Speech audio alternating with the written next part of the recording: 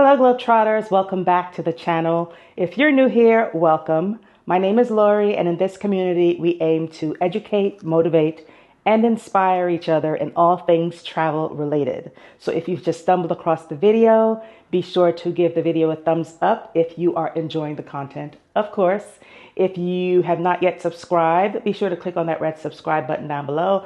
And of course, share the video with others who would enjoy similar content. So I recently visited the Dominican Republic in December of 2024. And as per usual, when I visit a new country, I like to give you guys a travel guide for some things that I've researched as well as some things that I've experienced personally. So if you like to see this kind of content, stay tuned because I've got lots of tips and tricks included as I go along in the video. So come along.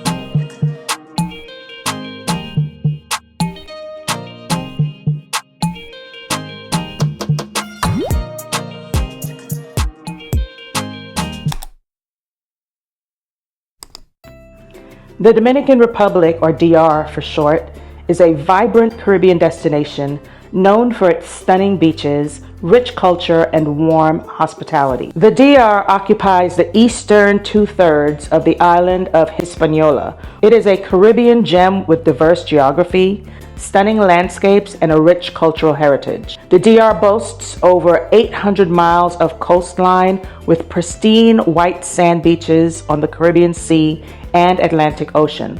Bavaro Beach and Playa Rincon are standouts. The Cordillera Central, also called the Dominican Alps, includes Pico Duarte, the tallest peak in the Caribbean at 10,164 feet, and Lake Enriquillo, the largest lake and lowest point in the Caribbean, home to crocodiles and flamingos.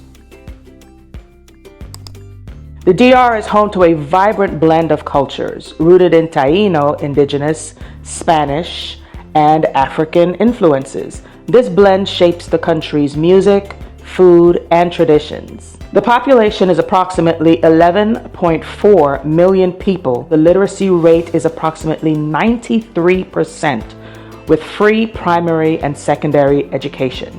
And the DR is the largest economy in the Caribbean, driven by tourism, agriculture, and services. Spanish is the official language, but Creole is widely spoken by Haitian immigrants, and English is most common in tourist areas. Merengue and bachata originated here, reflecting the fusion of African rhythms and Spanish melodies. Predominantly, the religious belief is Catholic, but Afro-Caribbean spiritual traditions like Santeria and Voodoo are also practiced. Vibrant markets showcase handmade jewelry, paintings, and crafts, so look out for Larimar, a rare blue gemstone unique to the DR. Some of the traditional dishes you should try when you're in the DR. Sancocho is a hearty meat and vegetable stew. Mangu is mashed green plantains, typically served with eggs, fried cheese, and salami. And mofongo, which is fried mashed plantains mixed with garlic and meat or seafood. Snacks include empanadas and tostones, or fried plantains. The local drinks include fresh juices such as tamarind, passion fruit, and guava, and mamayuana, which is a local herbal rum blend, not to be confused with marijuana. The major international airports include Punta Cana, PUJ, Santo Domingo, SDQ, and Puerto Plata, POP. Punta Cana is the most tourist-friendly. Most tourists don't need a visa if you're staying under 30 days, but you must ensure that your passport is valid for the duration of your stay. You need to have at least one empty passport page. You must also complete a free online arrival and departure e-ticket, which is a digital immigration form, within 72 hours of your trip to the DR. It's a simple process. It takes less than 5 minutes.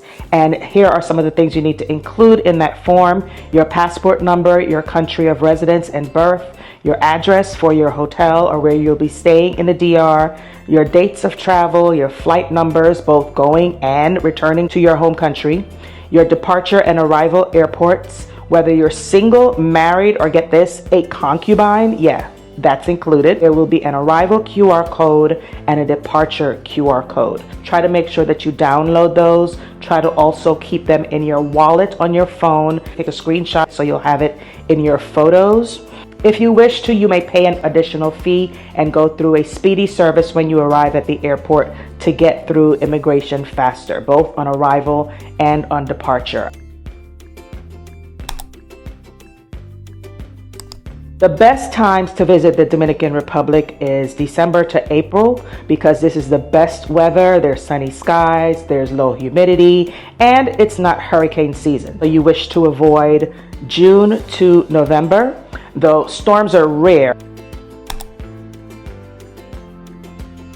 Punta Cana is best for luxury resorts and pristine beaches, and this is where I stayed when I visited in December. Santo Domingo is best for a mix of history and modernity with colonial architecture and nightlife. Santo Domingo is also the capital. Puerto Plata is quieter with charming beaches and adventure opportunities, and Samania Peninsula is ideal for ecotourism and whale watching. Spanish is the official language, so you may want to learn a few phrases. Hola, adios, gracias. I found out that in the Dominican, when they address each other locally, they say bon dia, bon dia, bon dia. It's short for buenos dias, so they kept saying bon dia, bon dia, bon dia. Even if you don't know Spanish, if you're staying in a touristy area, then more than likely the employees already know how to speak English, and they're more than happy to practice their English with you.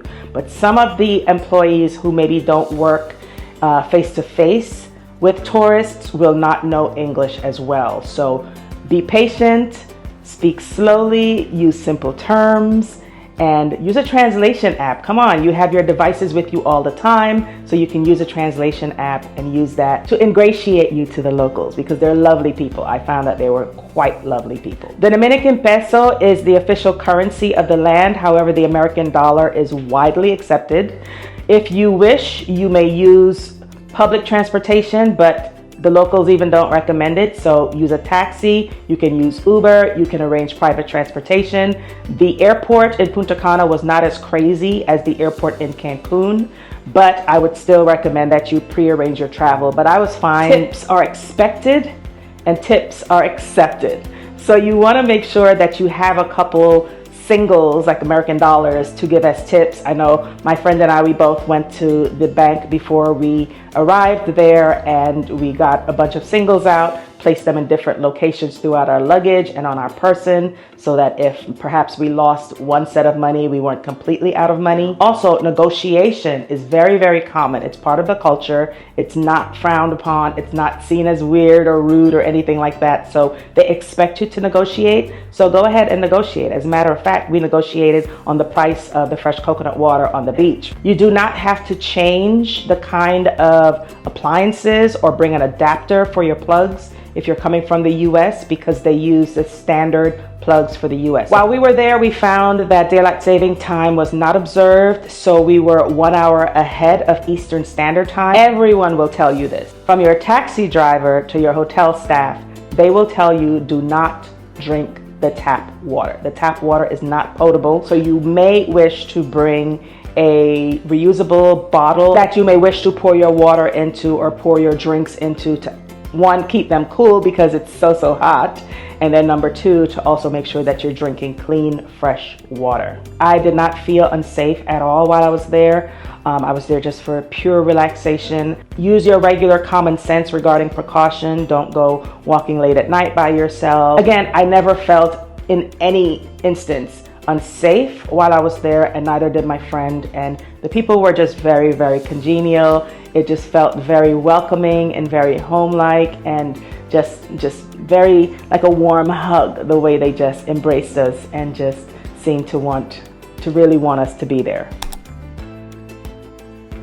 The Dominican Republic's breathtaking landscapes warm people, and rich history make for a very lovely destination for every traveler. Enjoy it responsibly, explore it with an open heart, and you'll leave with a lifetime of wonderful memories. Thank you for watching this video, and I hope to see you in another one. Remember to value experiences over things, because travel is the only thing you buy that truly makes you richer. Ciao.